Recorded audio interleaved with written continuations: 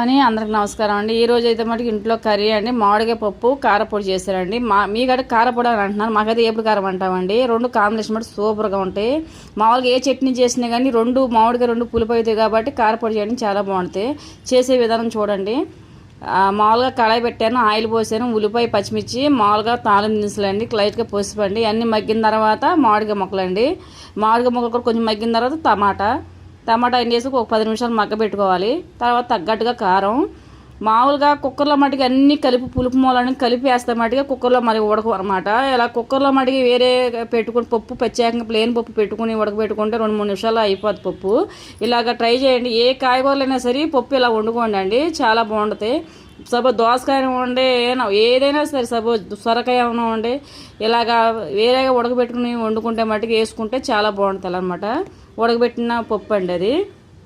చట్నీ అయినా పులిపేది బాగోదు కాబట్టి నేను కారపొడి చేశానండి.